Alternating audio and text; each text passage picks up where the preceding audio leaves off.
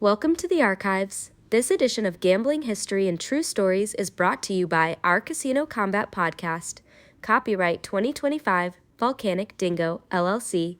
All rights reserved. All right, let's talk about gambling, but probably not in the way you're thinking. We're about to go way, way back, peeling back the layers of history to a time when rolling the dice had nothing to do with money or sin. It was all about fate, destiny, and, yeah, the will of the gods.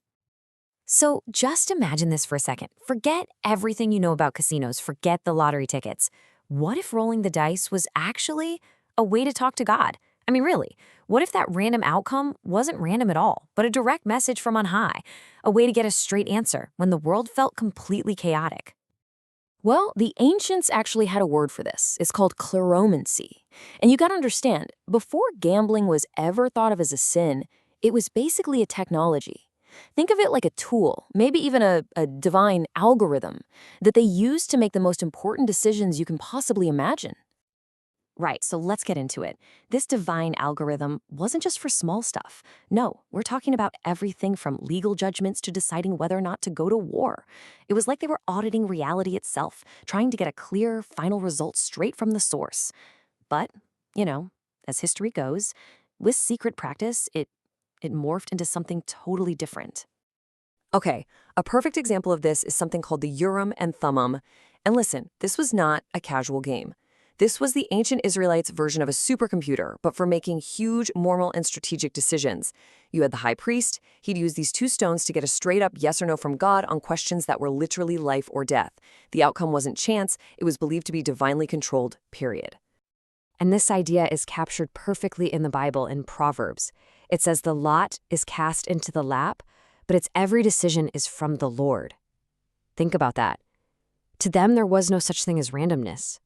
The physical act of throwing the dice or casting the lot, that was just the user interface. The actual decision, the output, that came directly from God. And here, this is where we see the big shift. On one side, you have the Urim and Thummim, this incredibly sacred tool for talking to the divine. And on the other side, Roman soldiers casually casting lots for Jesus' clothes at the crucifixion. It's the same physical action, right? But the meaning is totally different. It's become trivial, a profane distraction. And this is really where the whole idea of gambling as a sin starts to bubble up. Okay, so now let's jump over to a completely different tradition and see how this all plays out. We're going to look at the ancient Indian epic, the Mahabharata, because it has one of the most insane, powerful stories ever told about the psychology of gambling and what happens when you don't realize the game is rigged against you. So the story is this just absolute tragedy. You've got King Yudhishthira. He gets challenged to a game of dice, and because of his honor code, and let's be real, his ego, he feels like he can't say no. He starts losing, badly, and he goes on what we now call tilt, just making crazier and crazier bets trying to chase his losses. He bets his kingdom, his brothers, even his own wife, and he loses everything. And only after he's lost it all does the truth come out. The game was fixed. His opponent was using magical controlled dice the whole time.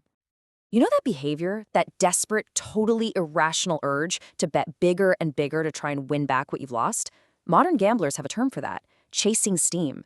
It's a really powerful psychological trap. And this story, written thousands of years ago, might just be the oldest and most dramatic example of it we have. And this whole story gives us a really important way to think about pretty much any high-stakes situation. It's the player versus the operator. Yudhishthira, he's the player. He's emotional, he's driven by his ego, and he's totally convinced he's in a fair game. But Shakuni, he's the operator. He knows the game is rigged. He understands the setup, and he just ruthlessly exploits the player's psychology. So for thousands of years, that was pretty much the dynamic. But then we get to 17th century France, and the whole world is about to change. It all starts when a professional gambler goes to a brilliant mathematician with a really tricky problem. And in solving that problem, they basically kicked the gods off the throne and replaced them with something way more powerful: mass. This was a huge shift in thinking. The gambler's question was called the problem of points. Basically, how do you fairly split the pot if a game gets interrupted? And it forced this mathematician, Blaise Pascal, to invent an entirely new field of mathematics. For the very first time, we humans had the tools to actually calculate odds and predict outcomes. It was this massive realization.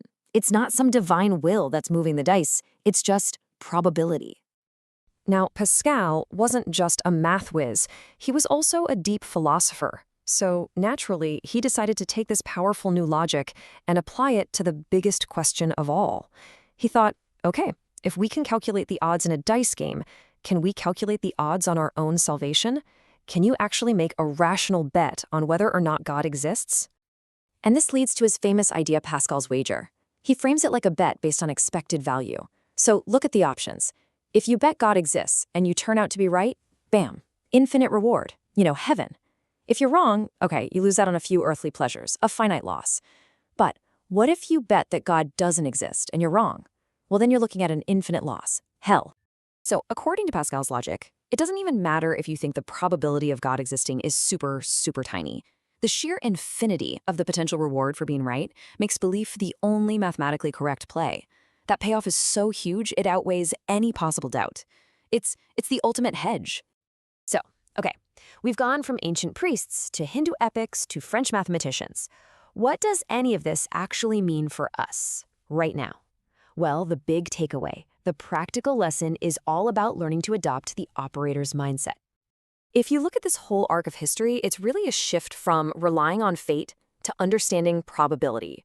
The player, or the sinner, if you want to use the old term, is the person who just gambles blindly on hope, right? Like Yudhishthira. But the operator is the one who gets it. They understand the math, they can spot a rigged game like Shakuni did, and they can calculate the odds like Pascal.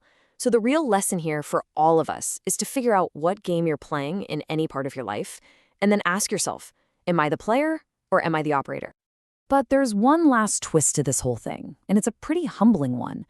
What happens when you do everything right? I mean, you understand the odds, you keep your emotions in check, you play the perfect game, and you still lose everything because of something completely out of your control. Well, in gambling, that's called a bad beat. And the ultimate bad beat, maybe in all of history, is the story of Job from the Bible. Here's a guy who was playing the game of life perfectly. He was a good person, he was successful, he was faithful, and he lost everything. Not because he made a mistake, but because he was just a piece in a cosmic wager between God and Satan, a game he didn't even know was being played. And that, right there, is the final deep lesson from all this. Yeah, you should absolutely try to be the operator. Understand the rules, know the odds, play smart. But you also have to be humble enough to realize that sometimes, no matter how perfectly you play your hand, you're just a chip in a much, much bigger game. And on that note, that wraps up this deep dive. This content was provided compliments of our Casino Kombat podcast. Copyright 2025, Volcanic Dingo, LLC. All rights reserved. And a final reminder, this is for entertainment purposes only. If you or someone you know has a gambling problem and wants help, call 1-800-GAMBLER. Win more, keep more, and we'll see you in the lounge.